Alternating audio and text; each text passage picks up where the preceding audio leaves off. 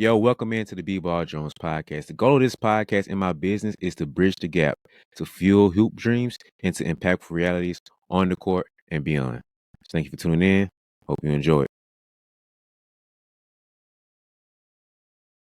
Yo, what's going on, everybody? Welcome into another episode of the BeBall Jones podcast. I'm your boy, BeBall Jones, and got a co-host over there named Nelson Haskin. What's up, bro? What's going on, man? How you doing? Can't complain, brother. Can't complain. It's gonna be an interesting day, interesting episode. We are getting a little spicy today. You feel me? Getting a little our hot takes off. We're going back into the Don't Kill Me But episodes, man. So you ready for this one? I'm ready, man. Always ready for the hot takes. I live for them. All right, so this might be the spiciest one I've done so far. I'm wearing shorts right now, so I mean it's hot heat right now, so I'm wearing shorts to help kind of counterbalance what's the dynamics going on over here. So listen, people.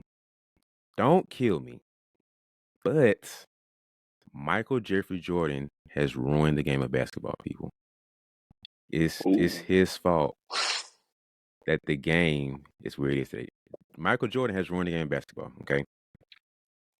I have two thoughts around this, okay? So first off, it's his fault that the players are being more selfish and being more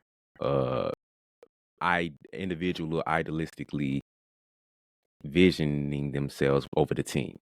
So yes, Jordan was loyal to the Bulls, and he was a Bull for however many years, and then switched over to the Wizards that last little, retirement stint. So okay, cool, whatever. Forget it. People don't want to count the Wizards years, but he played those years, so let's count him in there too. So anyway, first off, the league shifted from a team narrative to an individual narrative because of him. It's his fault. It was all about the Celtics and the Lakers and the Sixers and the Knicks and the Pistons, and it was about team. The Bulls crept up into that. But the league decided, hey, the Bulls, y'all cool. Y'all doing 72-10. Amazing. But the guy that's leading you all, we're going to push him a little bit more. It was still team driven. It was about the Bulls. You saw Bulls merchandise all over the place. They still going to sell that. But number 23, popping a little bit more. So the idea of team basketball was kind of pushed through Jordan. So LeBron, fast forward 20 years maybe, LeBron came into himself and the whole thing with the Cleveland years. He did it 7 years there. And it's like, yo, I can't do this. Which leads me to my second point of saying I have to win rings. But not only do I have to win rings, I have to win at least 6. That's the standard being held now. For whatever reason, Jordan is the standard for rings. I don't understand why. I don't get that piece of why 6 rings is like the standard of what championships are. I don't understand that. Like I sit and think about this sometimes. Like, why is that the thing? So Jordan came in, they hit 6. So now Kobe has to hit 6. LeBron has to hit 6. If not, you ain't good enough. It's like, really? I can't win 4 and do other things. I can't win 5 and do other things. I have to win 6. Okay. So I'm gonna pause right there, man. And let you get your reaction to that, man. Jordan is a big piece of why the game has been ruined. I got a little bit more, but I'm gonna let you say a piece on that. All right, man. Well, very interesting. Route that you took there, man. I mean, but I can't be too mad at it because, in all honesty, I don't think I said this on the podcast. Like Mike coming when he did and setting the standard that you're talking about has really gotten to people because of the nostalgia of Mike and all that, the mystique, you know, and now he's become the standard. And I've said multiple times, if LeBron would have come before Michael Jordan, then LeBron would have been the standard, whatever he would have done. You know, even if LeBron's career came before Mike and he still did all the exact same things and Mike did all the exact same things, just flip-flop in time reference, I believe people would still consider LeBron the GOAT because the what he did and the way he did it and he did it Mhm. first. And a lot of times, who did it first is all that matters sometimes. Yep. Because now that's what we reference to. So, like you said, now Kobe got 5 and he done all these other things, but it doesn't matter because 5 is not 6. And then, Mhm. what my mind took me to while you was talking. They literally asked Mike who's better between LeBron and Kobe a long time ago. Who was greater, LeBron or Kobe, whatever. And he was talking about it, and he said a little bit about Kobe, he said a little bit about LeBron, and then he finished off with saying at the end of the day, but at the end of the day, 5 is more than 3. But at this time, the Lakers had not won their championship. He was like, but Mhm. at the end of the day, 5 is more than 3, which lets you know exactly he thinks that way, and that is the culture that we live in. Rings is all that matters. Who got the most? That's the better player. And Mhm. so that's not always necessarily true. But even Mike said it's like 5 is greater than 3. So Yeah. now people take that and run with it. It's like, oh, 5 greater than 3. Kobe better than LeBron. Mike said it. And if Mike said it, It's it Bible. must be true. That's the gospel. You know what I mean? If Mike said it, it's over with. So I can kind of agree with you, man. But go ahead with your next points and see if I still agree with you after that. All right. So, um, it's kind of going along with what you said before because Jordan came first. This is the standard being set before LeBron did. But this has been like there's been two things that's been the biggest crippling of LeBron's career. One has been his jump shot. Um, he hasn't been the best shooter consistently. He's definitely improved, but he hasn't been consistent of a certain mark. Not it's just the mark statistically, but the feel of like LeBron the shooter. But the main thing that people try to kill him for left and right is his mindset. He doesn't have the Mamba mentality. He doesn't have the Jordan mentality. And it's so annoying that once again, not trying to knock, because I'm a Kobe guy, I'm a Mamba mentality guy. So I'm not knocking it at all. But the fact that that's the only allowed mindset, the only way of leadership that is allowed when Magic Johnson was basically a remix of what LeBron is. He wasn't the shoot first guy. He wasn't the killer game winner type guy. Yes, he had the game winner in the rookie year finals. He had the hook shot. I understand. What was the next game winner that he had? I don't even know if he had another one as big as that one. Nobody talks about the next game winner Magic had. They talk about all the assists and the charisma he had, how great of a leader he was. They talk about his energy and his presence and how he still won 5 rings. People talk about that. People will still take Magic over uh Mike as the best player. So why can't LeBron have that same respect? Because he doesn't have this new standard of Jordan mentality. He doesn't have that level of understanding of kill first, ask questions later. LeBron is pass first. There's nothing wrong with that. LeBron wants to get teammates involved. There's nothing wrong with that. And I think clutch is more than just the last minute shot. There's a lot that goes into that last minute shot. Don't get me wrong. But there's a lot to go to set the right screen and not set a moving pick, to set the box out and not have a foul there, to set to have the inbounder, the passer that makes that pass.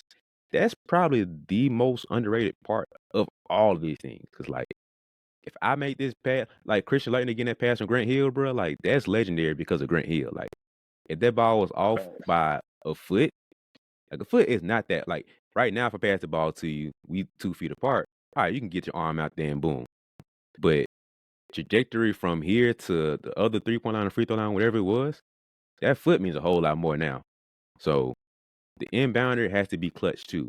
Defense is clutch too. It's so many things around being clutch than just that last shot. The 5-minute mark is clutch too, just like the fast 5-second mark. So LeBron has to be composed during this whole period to be clutch. It's not just the last second shot because he hit boom, boom, boom, boom, boom to tie the game up. Okay, Kyrie, do your thing. D Wade, do your thing. There's nothing wrong with that in my opinion. But because Jordan came first, and that was the standard said, I have to kill you for all from first quarter to fourth quarter, all 48 minutes. I have to kill you now, overtime included. That's the standard being set, and it's like nothing else is being allowed for mentality wise of what clutch is and what the dominance is. Like LeBron's been dominant, man. Like once again, 10 straight finals runs, however many conference runs. He has all these stats and all these accolades and all these awards tied to him. You don't get all these things with having a certain level of killer mentality and that GOAT mindset. Like he has the most points in his career for a reason. Like, come on, man. So the mindset piece is like the next thing that kind of bothers me about Jordan because everybody has to have this mindset and this mentality. I think it should be praised and lauded and like, man, look to him as a reference of where you can be. If that's the tree that you fall under, then hey, eat from this fruit. But if you're under the LeBron Magic type, then hey, eat from that fruit. Patty game more after that. So that's the other piece that kind of bothers me, man. Like Jordan has killed the possibility of having a different mentality around the game. So now LeBron's mindset is not being as well received, even though we just saw Magic before Michael had the exact same mindset. So that's what kind of bothers me, man. Like the mentality that Air Jordan has gifted the basketball world with has been ran with as the only mindset available when it comes to being clutch or being a killer. So, dang, Jordan, what you did to us. Hey, hold on. Time out real quick. We're going to get back to the episode. I know you're enjoying it. I know you're enjoying the show. But I need you to help me real quick and to make sure that this episode can grow, make sure this podcast, the show can grow overall, and you can keep getting great guests like this. Make sure that you subscribe and follow along. So if you watch right now on YouTube, help me out by hitting the subscribe button. Go ahead and do it real quick. If you're listening in your car, chill out for a second. If you're on Apple or on Spotify, just like when you get a moment, hit the follow button, but not right now while you're driving. If you're working out or something, or you're chilling in your room, then go ahead and subscribe with me. Like, help me help you, okay? But thank you for watching. I really appreciate you. I'm gonna stop interrupting so you get back to the episode. Thank you. Nah, yeah, I'm definitely with you on that part of the whole mindset, the killer instinct stuff. Don't get me wrong. There is something to be said for that. That's real. Everybody does not have killer instinct. You know what I mean? And like when I say killer instinct, I think people get confused or misconstrued of what it really means to have killer instinct. Having killer instinct does not necessarily mean scoring. It Mhm. means we gonna do whatever it takes to win. That's what it means. So that's why killer instinct is something you can have in any facet of the game. Mhm. So Mike and Kobe, what do they do best? They put the ball in the hole. That's what they do best. They put the ball in the goal every time down. We put the ball in their hands. We believe they're gonna score. We don't have to worry about it. Like we not whatever shot they take, we good with that. And that was their killer instinct. But they also played defense. They went on the other end and tried to stop the other man guy from scoring. That's killer instinct. It's not all about scoring. It's not all about taking the last shot. We gonna do, or I will do, whatever it takes to get my team to win. That's what killer instinct is. And people take that part and forget about it because Bron, literally, all his career has done what it takes to win. They have been mishaps. Like, I'm not gonna sit here and like that happen. Like the Dallas Mavericks series in the finals, we all know what happened. Not good. He looked bad. He looked bad. It's okay to say that.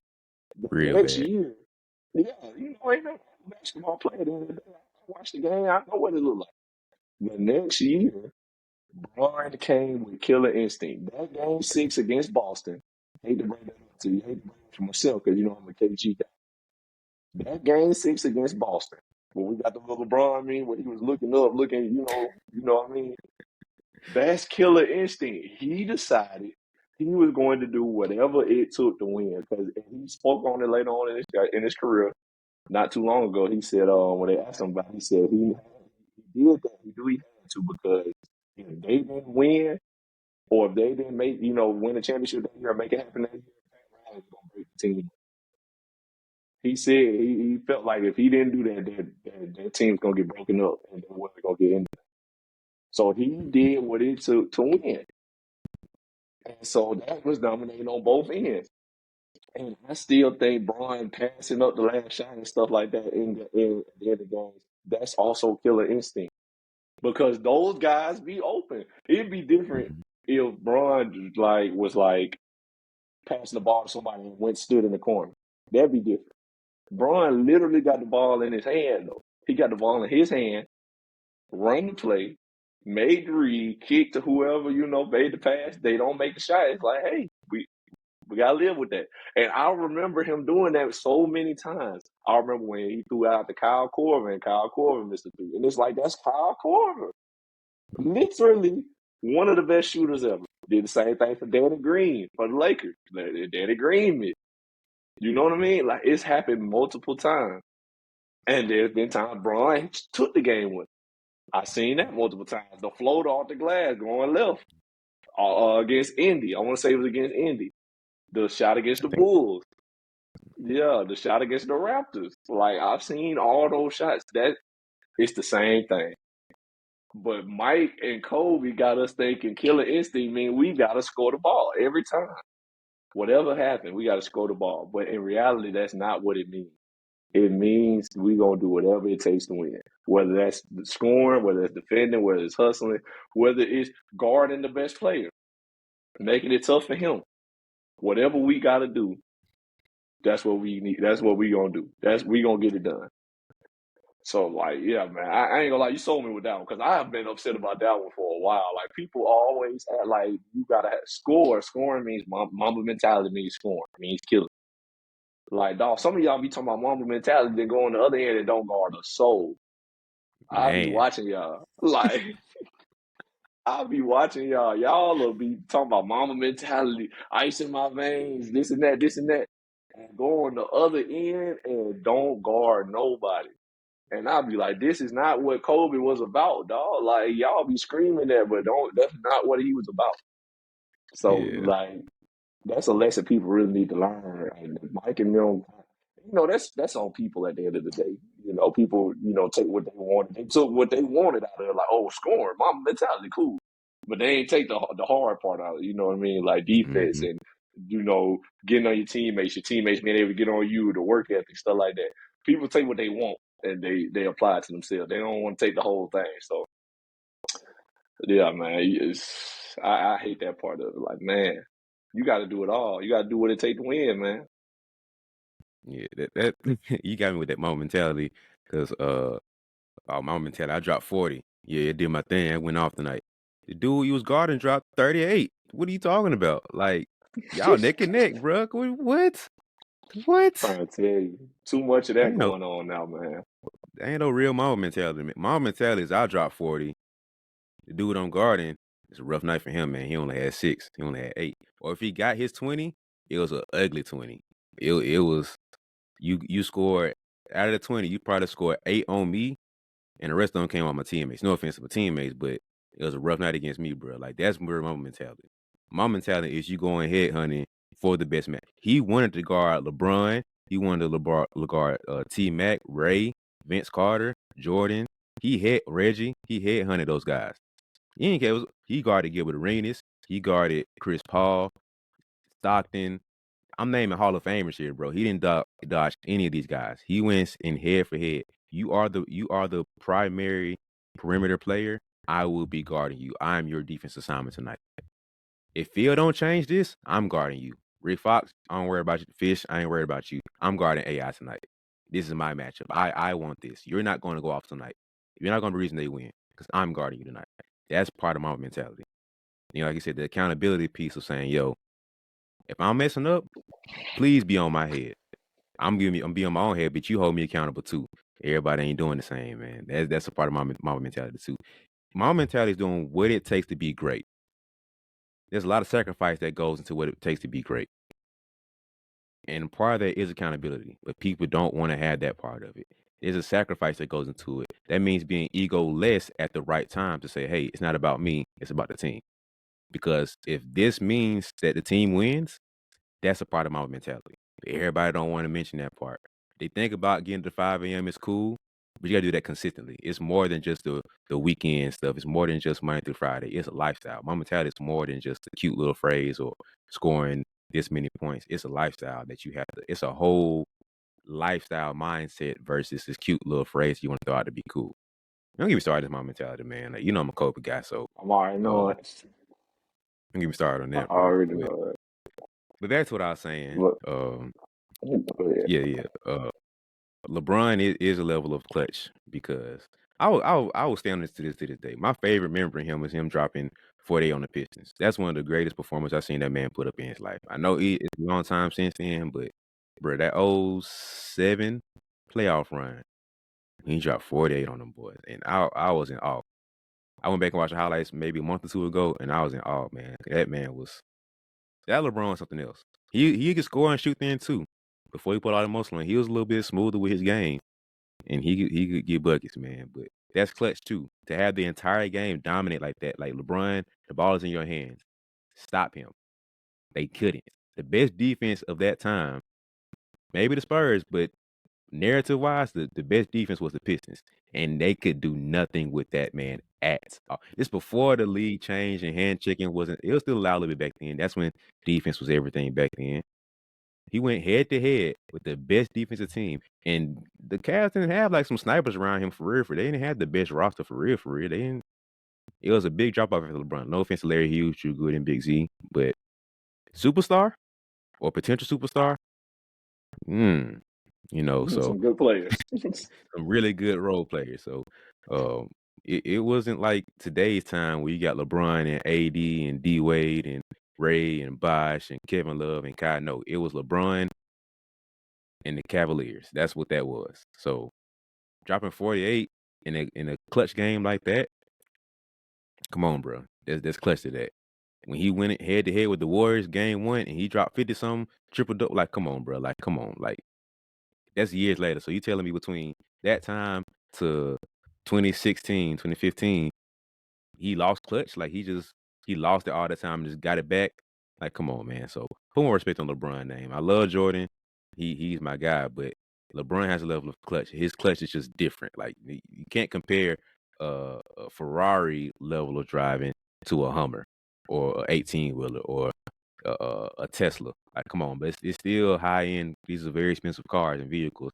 They just move a little bit differently. It still gets to the end goal. It gets it in place. But you gonna complain about how it got there?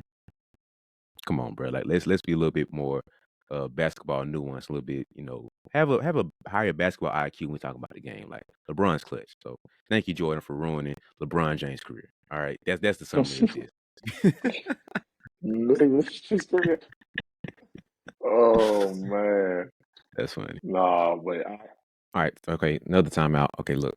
If you got to this point, you have to be enjoying the episode. Like you have to. At this point in the episode, you're enjoying it. So help me help you. Just if you're on Apple right now and you're on your phone, okay, just take your phone, press the subscribe button. It's right there. Just do that with me. Even if on your laptop, take your mouse, boom, click over, boom, do your thing. Now you subscribe. Now you linked in because you don't want to miss the next great episode that I have. But doing stuff like this helps the episode grow, makes the show grow, and the podcast grow so I can keep getting great guests and keep doing great interviews.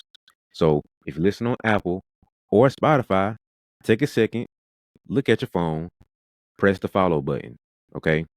And share with a friend or two because you'll find the value in this. You want to have this conversation with your friends so they can have the same value. Now the whole basketball community can grow. All right. Thanks for listening so far. I'm gonna get out your way. Let's get back to the episode. Appreciate I can definitely, yeah, I feel the sentiment here, man. So I can agree with these. So I'm gonna throw me a quick story, and then no one would be me if I didn't throw in a quick story. But that there, I can remember when I was in college when I really developed like killer instinct of any kind. 'Cause I hate to get into this. Most of my career, I've been considered a very nice guy. you. Very, so people consider sometimes I have had multiple people be like, "Man, you too nice. Like you're too nice. You supposed to be out here trying to kill this and that, this and that. Like you're not gonna get where you want to be being nice." People have told me that multiple times. My own teammate, my old point guard, shout out Javon Duncan. Vaughn used to tell me all the time, like, "Man, quit all that nice stuff, man. You too nice. This and that." He was a real like he was one of them. You know what I mean? And the thing about Vaughn was not no like super great player. He was everything he needed to be. Point guard, didn't turn the ball over, did it, played defense. He wasn't finna go out here and score, 30 and nothing, no. Neither was I. But you know what I'm saying? Like, he knew I had potential. He was like, "Man, you not gonna get where you want to be being so nice, man. You supposed to be out here trying to kill this and that." This is my JUCO day. But so that's been me most of my career.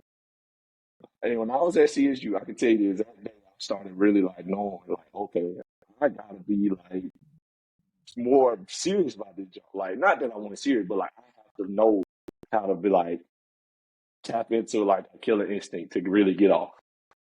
We played Georgia Southwestern, one of our little rivalries at Columbus State.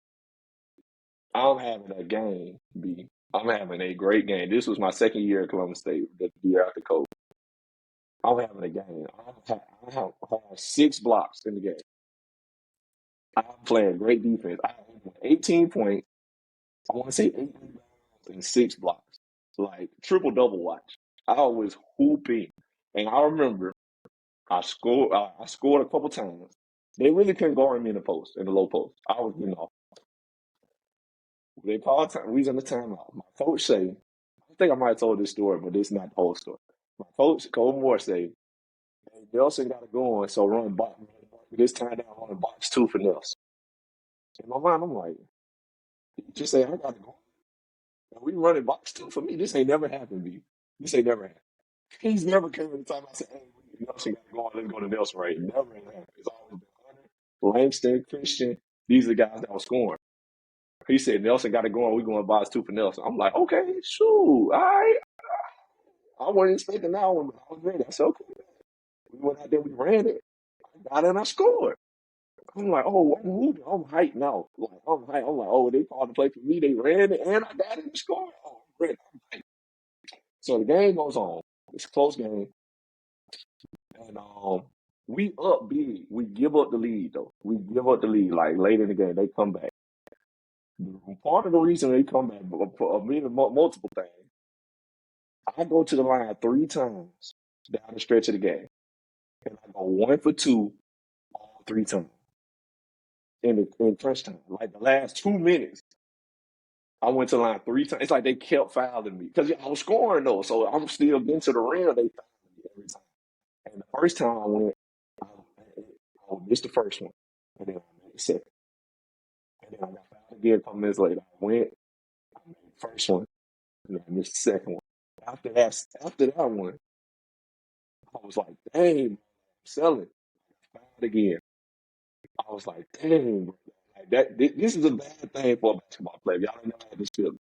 They fouled me, and I was upset because I was like, damn, I gotta go back to the free throw line. Like I Yep. did not want that. I did not want that. I did not want to be on the free. I missed twice. I was like, dang, they fouled me again, bro. I gotta go back to the line. But I kept getting the ball. I ain't never got the ball this much until this particular day, and then this happened. So that third go around, I was like, I'm wiping my hands and jump trying to get right. Missed both. That third go around missed both. They end up hitting the shot, the last second shot, sent it to overtime. We went to overtime and lost. And we still could have won in overtime. We had a lead in overtime, everything, but they made free throws and we turned the ball over in bad times. They end up winning the game. And I remember talking to my assistant coach the next day. I said, Coach, bro, I'm in there sick for real. I was sick. Like after that game, I cried and everything. I don't tell too many people that. I cried after that game because I was like, this was supposed to be it. Like this is supposed to be my game. This is supposed to be the story that I told of when I turned that corner and became a great player. You know what I mean? Like I feel like all the great players had them stories. This was supposed to be mine. I was supposed to come out that story and be able to tell you, like, yeah, I had 25, 8, 6 blocks. I did everything my team needed to win. I made the free throws, this and that. Because if I'd have made all my free throws, I would have had 22 points. 22, 8, and 6 blocks. That's a game with clutch free throws to win it. But that ain't happened. I missed. So I'm in there, I'm like, Coach Butler, this is supposed to be my game. Like I had a great game. Like my teammates was telling me at the game, it was like, I'm sick. They like, man, don't feel bad. We wouldn't even been in the game if it weren't for you. And I'm like, that's true, but that don't matter though, dog. Like I'm supposed to be the reason we won, not the reason we in the game. You know what I mean? I want to be the reason we win. And ever since that day, I was like, no. When it come down to it, I gotta be the reason we win. Like I'm in the game and I have opportunity. I'm doing what it takes to win. It ain't about being in the game. It's about winning. You know what I mean? And like, I feel like before that game, I really was like okay with whatever happened. Like, I could live with losing. Like not that I wasn't upset about losing. I hate to lose, obviously. But I could live with it if I knew like, man, I gave it everything I had. Or like I played a decent game. But when I know for sure there was something I could have done to win that game and I didn't do it, I can't live with that one. And so that was the day. I was like, nah, if games like that got to be won. We supposed to win. And then ever since that day, I ain't gonna say that like every time in crunch I took the last shot or whatever and I won us all our games. Obviously I didn't do that. But my last year, you could see the difference. When it came down to it, I wanted that ball and I was ready for it. I made for crunch time free throws, I made crunch time shots, overtime, all that good stuff. Because I had it in me then. After we lost that game, I was like, no, if it's up to me, we gonna win. If it's up to me. So I ain't gonna sit here and scream out my mentality, this and that, this and that. But I knew that day. I didn't have that before. It took me losing though. It took me losing to know like, dang, I wasn't ready. I didn't do what it took to win. So we gonna win now. I knew that though. We gonna win now. I bet you that if it's up to me. And you ask my teammates like they knew I was turning the corner. Some of them knew. Watching me, my coaches knew I was getting ready to take that jump to the next level, and I took it because I was serious. I was not gonna lose these games, man. Like the ball was in my hand. This is the first time since high school. No, JUCO too. I had some days at JUCO. I won us some games, obviously, but this is the first time since high school I really was like in position, like, hey, the whole game riding on you type stuff. But I didn't get it done, man. And I developed my killer instinct that day of like, nah, bro, we gonna win, whatever it takes, whatever it takes to win. So I hate when people take Mamba mentality and run with it like this is what it is. I got to score. I got to do this. I got to do that. It ain't even all about that. It's about everything. Whatever it takes to win, we gonna do that. And I did everything it took to win, except that one thing. And that was the difference. These free throws was the difference because if I make them free throws, there's no overtime. We just win. Mm-hmm. Ain't do it. So y'all take that from me, man. Don't wait till it's too late to think to really figure out what it takes to win. Know what it takes to win now, and then do that. Not necessarily scoring for it, not necessarily hitting all the big shots, not necessarily all the scoring attributes you think you need to have. It's about all of it. It's about everything: defense, rebounding, hustling, stopping your matchup, making the free throws, making the plays, getting the steal, all that good stuff. That's all the Mamba mentality, the killer instinct that y'all be wanting. That's all a part of that. So learn it the easier way. I'm telling you, the way I had to learn it because I was crying. I don't want you guys to be crying to learn. You know what I mean? It hurt me. But I'm sorry, I had to throw my little story in there, but that's all I got. Yeah, it's just summarizing how, um, not to minimize the killer instinct of scoring, not to minimize Jordan and Kobe's scoring abilities in the last minute, but it's a lot more into it than just scoring. There's a lot more to being clutch and having this mindset to kill than just scoring. Like you said, it's the details of hitting your free throws. It's the details of cleaning up little mistakes and not having these turnovers in these moments. Like it's so much more than just the last second shot. There's so much more to that. And Jordan was the face of that for so long. And Kobe is Jordan 2.0. And he took what he had, Mm-hmm. revamped it, minus a little bit less athleticism, but gassed up everything else he could, and he ran with that. And LeBron came in and said, okay, what y'all did was cool. Take a little bit of that, take a little bit of that. Post work, the fade, cool. But Magic, oof, that game fits me. I'm taller than both of y'all, so Magic closer to my height. But I got the build of like Karl Malone. So I'm gonna just take a little bit of this, a little bit of that, take some of that over here too. Put my little gumbo together of my basketball career, and I'm one of the GOATs. But because I don't have this mindset, or because I ain't got 6 rings of him, I'm not gonna be one of the best. Thank you, Jordan. You've ruined my career.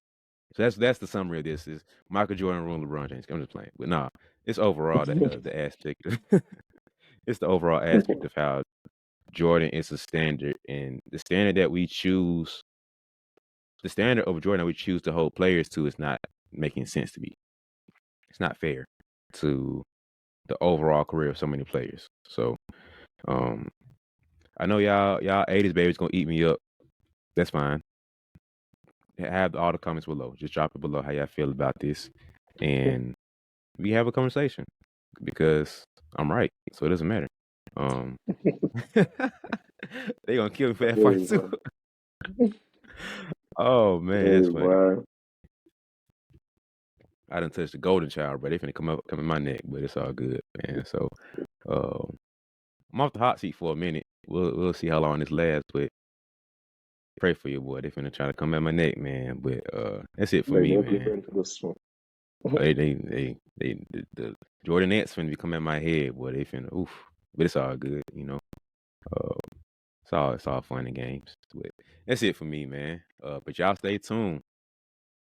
It's his turn next, man. I don't know what he got planned. He ain't tell me. We don't touch other stuff. It's just it is what it is. So y'all stay tuned for him coming up very, very, very soon. He's in the hot seat next. His don't kill me, but hot take, man. So that's it for me. That's it for Nelson for right now, at least. But we see y'all next episode. Thank you for watching. Thank you for listening. See you.